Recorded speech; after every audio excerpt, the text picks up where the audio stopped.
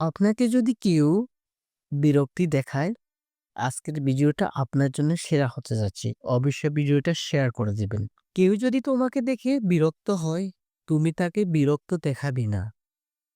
বিরক্তি হলে এমন একটা অনুভূতি যা মনকে বিষাক্ত করে, মনের শান্তি কেড়ে নেয়।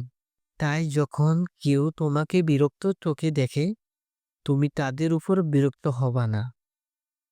তোমার হৃদয় থাকবে শান্ত, তোমার মন থাকবে অটল।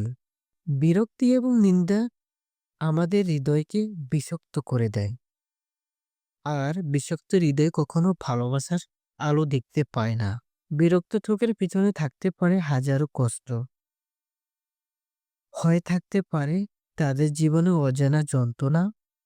তাই তাদের প্রতি তোমার মনে দয়া থাকবে, তুমি তাদের বোঝার চেষ্টা করবে, আর বিরক্তির বদলে তোমার হৃদয় হবে ভালোবাসার ভরা।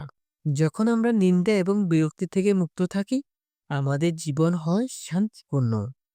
মনে হয়ে যায় মুকুলে ফোটা এক কোহিনূর।